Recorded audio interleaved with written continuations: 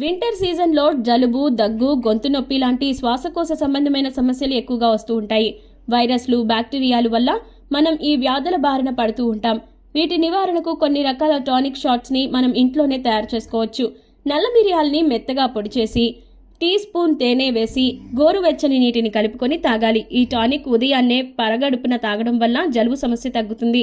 తురిమిన అల్లం, tea spoon తేనె, మిరియాల పొడి, నిమ్మరసాలను కలిపి పరగడుపున తీసుకుంటే రోగనిరోధక శక్తి పెరుగుతుంది.